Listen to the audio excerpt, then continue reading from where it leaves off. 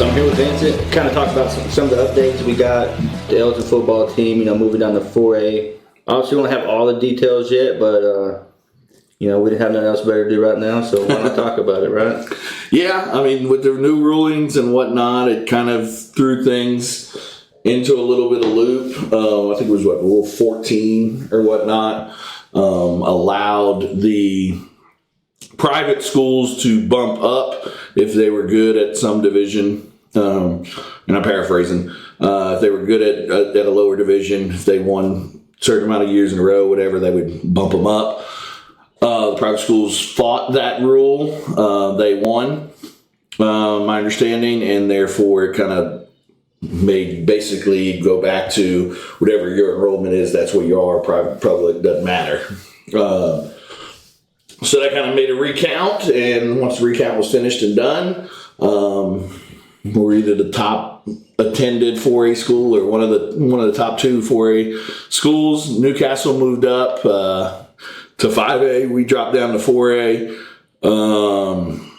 Some other schools around here, I think Eisenhower went maybe to 6A. Yeah. So some other schools were affected as well, which ultimately in turn put us in a new district, and we'll kind of go over some of those guys that are in our district now. And then also in turn, because of our new district, also lost some of our non-district games. So we're kind of trying to figure out a schedule, which is late in the game to be figuring out a schedule for next August. But I have all confidence in Coach Hitt and Coach Wyatt to get us some good non-district opponents to get us ready for a tough 4A1 district, which we're used to. We're not that far removed from it, and a lot of the same people are going to be in there. But we'll kind of go over who's going to be in there here in a little bit.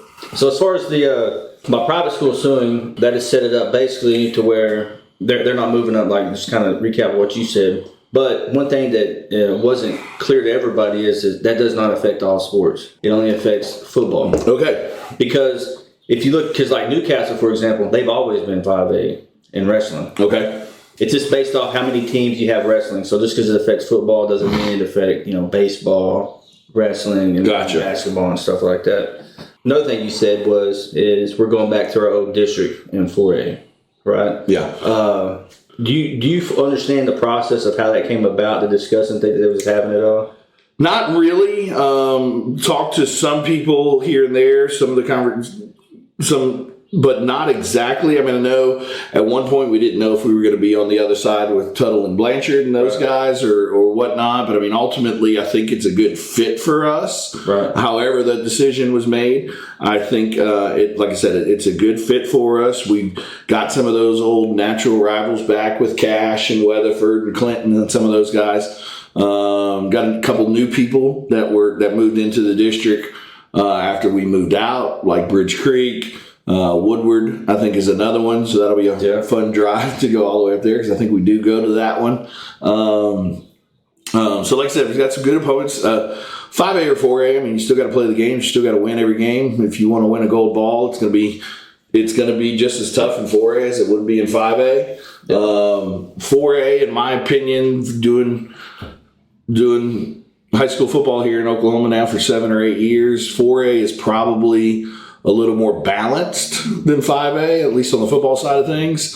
5A is very top heavy, but those bottom teams are kind of pretty bad. Right. Where in 4A, those bottom teams are pretty good. So it's going to be a little bit of it's still going to be a fight to get into the playoffs. Hopefully we can finish in one of those top 2 spots and get some home games. But it's still going to be a struggle. It's still going to be, obviously we've got a lot of kids returning, a lot of good players returning. We'll talk about some of those, and we'll talk about some of the new kids too that are going to be exciting to watch. But like I said, it's a good district for us, but it's still, whether it's 5A or 4A, I mean, you still got to play the game, you still got to win all the games in order to host that gold ball like they want to this year. So just because we're moving down the classification, none of the goals change. Talking to Coach Wyatt, none of the goals are going to change. It's just going to be maybe the team that you're playing every week is going to change. But at the end of the day, it's all about how we play eligible football. If we play like we are capable of and play like we did last year in a lot of those games, we'll see where we end up at the end.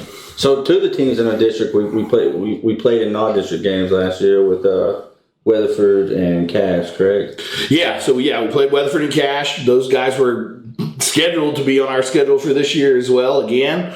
But that, like I said, we can't play them obviously if they're going to be district opponents. So yeah, we'll play those guys. I think Cash might be from the preliminary schedules that I've seen. Cash will probably be that end of the year game. Yeah. Battle of Wichita's kind of for a deal there.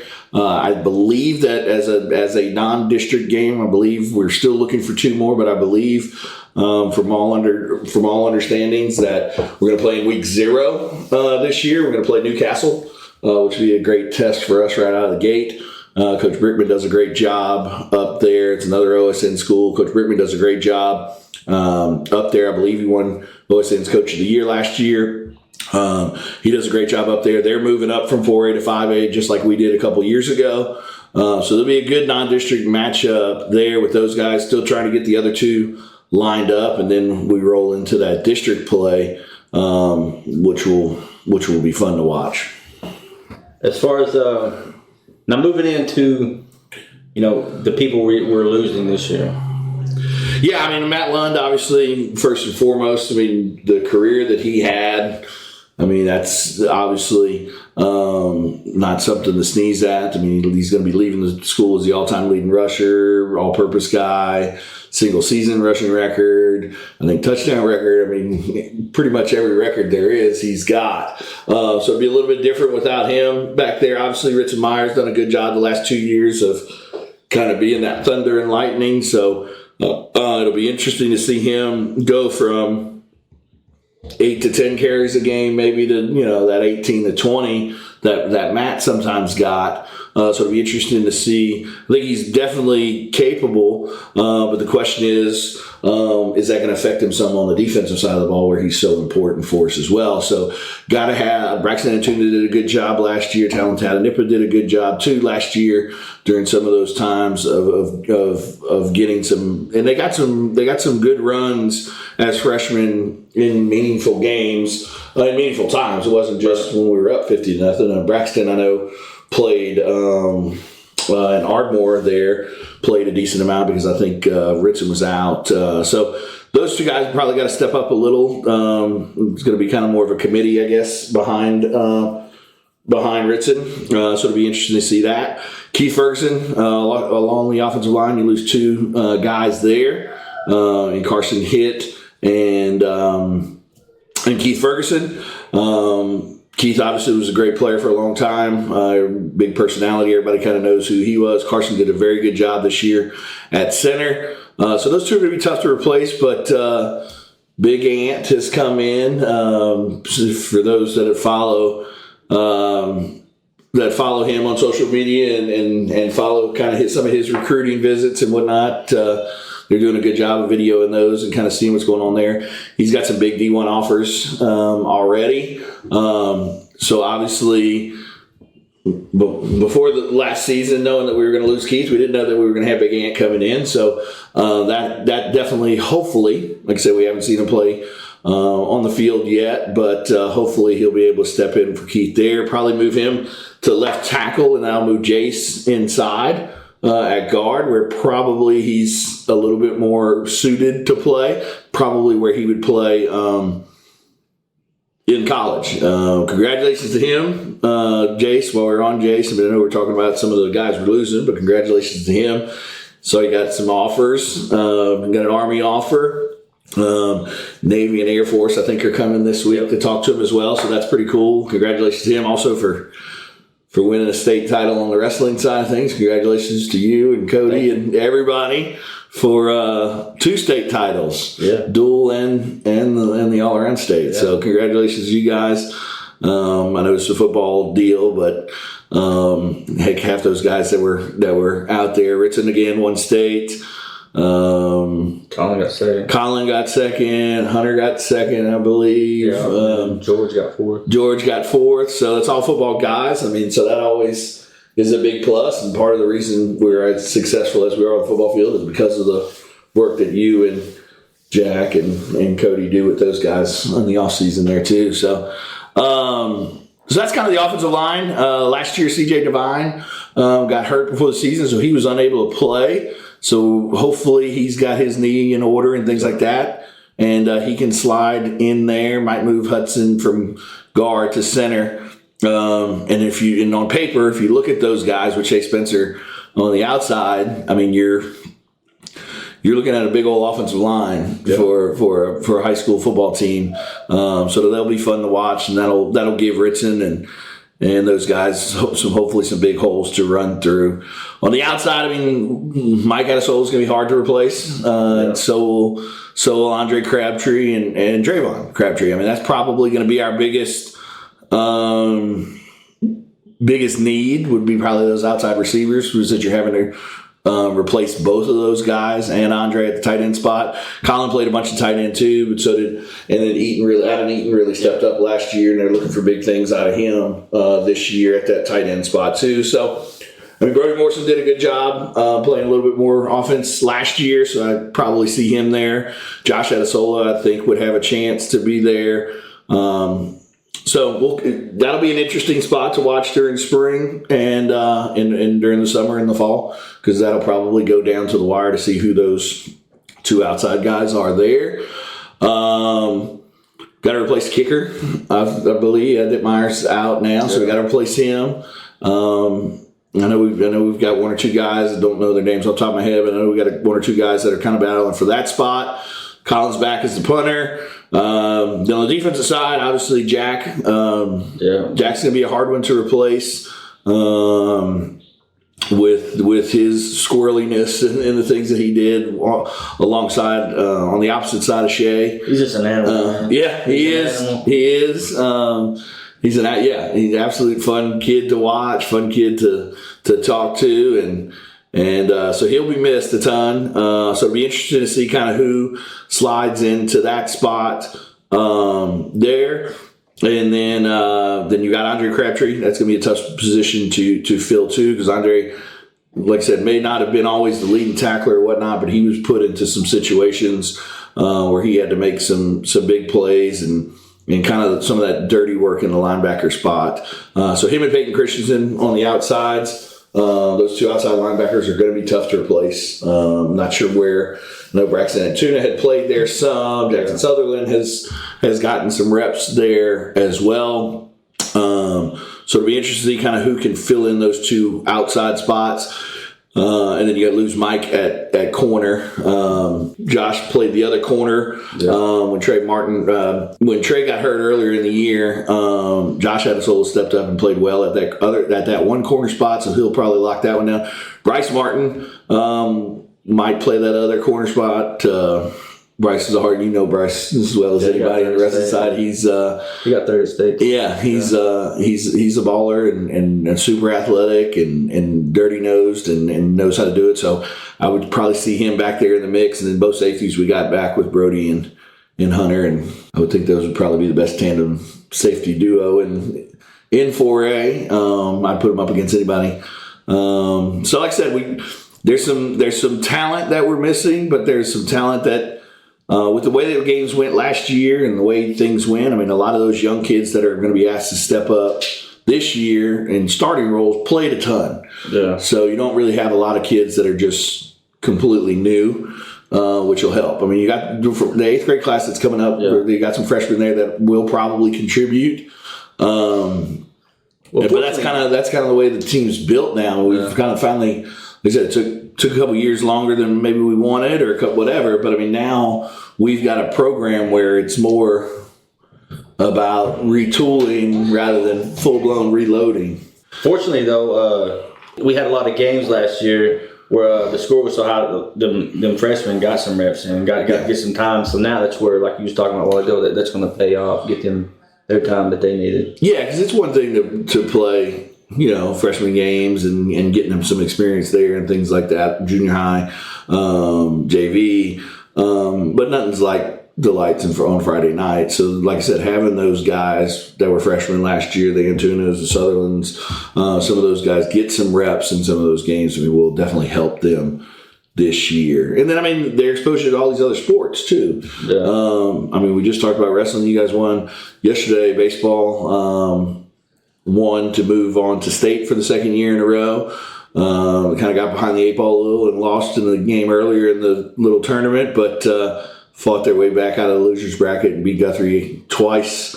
One Friday, speaking of Jackson threw a no-hitter. Yeah, I seen that. Friday, and then Saturday, yesterday, they finished off Guthrie with a 10-0 win. So they're moving on to state too. So just like we were talking about last year around this time, it's a good time to still be an owl. Yeah, our track's kicking ass. The track's doing really good. I saw we got the best long jumper in the country or something. Yeah. We got the longest jump of the year or something. So I saw Shea Spencer just won something as well. So, and that helps with the football program. Like I said, I mean, getting exposure for those guys. I see that Jace, like I said, we talked about Jace getting some offers. I see Shea and Colin are doing a lot of junior days and visiting the OCUs and Southern Nazarenes and some of those type of places. So it's a good time to be an owl. I think this class that's coming up that are seniors, I think there's going to be a good amount of them that go on and play college ball. Like I said, we had 5 from this year's class, 5 or 6 from this year's class that are moving on to play. So it'll be interesting to keep up with how they do. None of them really went that far, so we should be able to keep up with Keith and Trey and Andre and Peyton and Mike and all that stuff, and Matt as well, Matt Lund. But this class, like I said, is going to be just as good. And this class is very likely to sign as many kids as that. Right. So fun time. Got spring coming up. So not a whole lot of questions get answered during spring because you have such a short, limited period with them. We will go back up to Carl Albert, though, for 2 days, I believe. That was a big deal for us. Yeah. I think going back up there and getting to work with them will do us some benefit down the road. And I think last year that helped us a ton.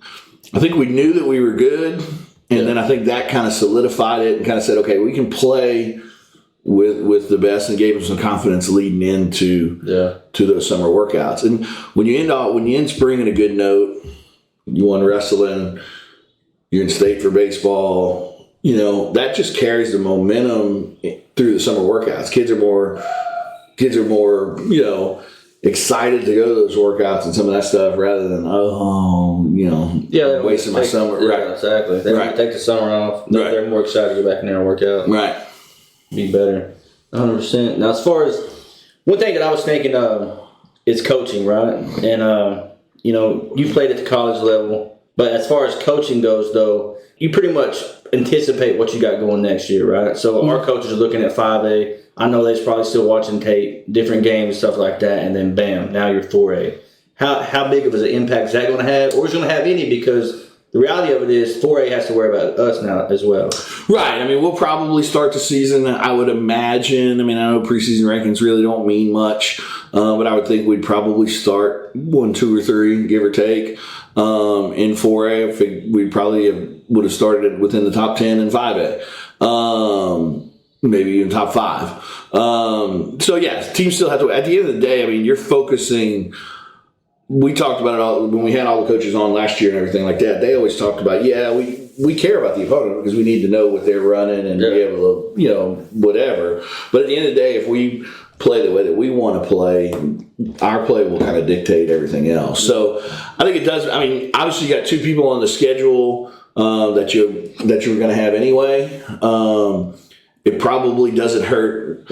This coaching staff has been together since they were in 4A for the most part, other than Jack. But so they already probably have some tape and some tendencies on. I don't know if any of the coaches are the same or whatnot, but I mean, we've been in the same district with Clinton. We've been in the same district with Weatherford. Cash is a rival and been in the same district. So I don't think it's going to matter that much. I mean, the only thing now is you're kind of having a scramble for some non-district games so close. So it's kind of a weird deal. There, not knowing who you're going to play, but I don't think it's going to matter that much on the coaching side of things because our coaches are so in tune and coach so many other different sports. I mean, Chalmer and Adam right now are in track, and Lance, Jack's with you guys in wrestling. So I mean, all of them are involved in so many other things that not that they haven't thought about football, but they probably haven't started the process of game planning and some of that type of stuff. During spring, you're more focused on your own people. Right.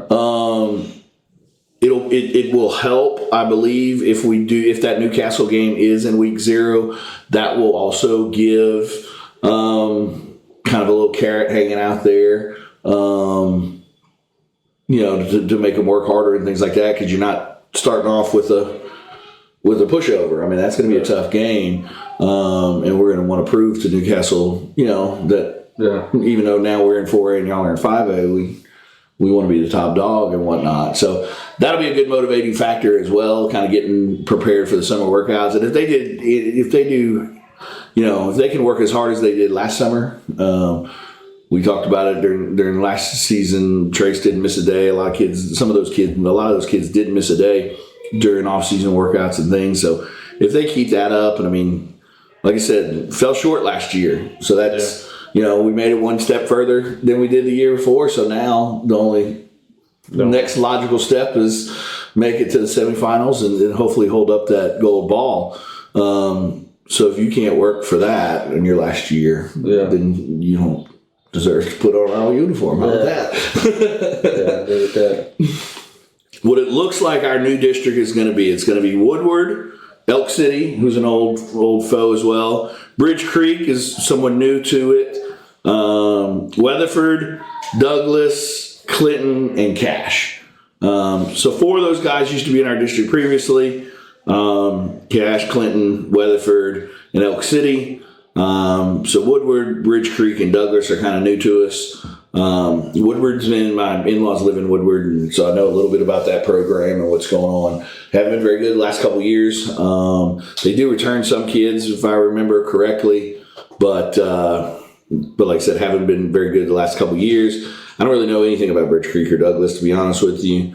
So we'll have to kind of do some scouting for them. And then, like I said, the Newcastle game will be good, and then we'll figure out who's willing to play us in the other 2 non-district games. You want to go ahead and move to final words? Yeah, we'll move to final words, absolutely. So, yeah, like I said, I mean, a little bit of a shake-up, and glad we're really looking forward to the season this year. Thank y'all for listening last year. Hopefully y'all listen again this year to our podcast. We'll may do a couple things differently. We'll see as we move forward. But, it's a great time to be an Owl. Even though we're back in 4A, there's still a lot of goals to be accomplished. We still want to hold up that gold ball at the end of the year. So whether you're in 5A or 4A, that doesn't matter. That goal hasn't changed. And that's the ultimate goal.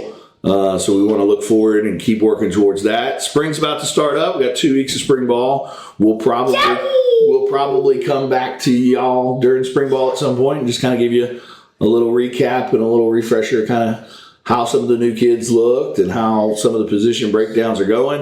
And then, like I said, congratulations to wrestling, congratulations to baseball, congratulations out there and like I said, a lot of those guys that are playing baseball, a lot of those guys that are wrestling are also football players. So multi-sport is where it's at. I know it's encouraged big time here in Elgin, and I think it's a good thing. And it gets confidence for all the other sports as well, and it's fun to rally behind the kids and all that kind of stuff. So that's really all I got. I'm looking forward to getting back in 4A. I know we had a good run in 5A. Hopefully we'll get back up there one day again. But for now, we're in the division where they want us, the division and district where they want us to be, and it's our job to go out there and get it done on the field. And like I said, hopefully sometimes in December or whatnot, hold up that big gold ball. Yeah, I want to ditto a lot of the stuff you just said, but a shout out to the coaches, Coach Garrett and Coach Hughes on track, and Coach Ralph for winning his state championship this year. Yep. Go Owls. Go Owls. Oh, yeah, one thing, too. I want to welcome Coach Breeze. Oh, yeah. From Lawton, for Lawton High. I want to welcome him to the family.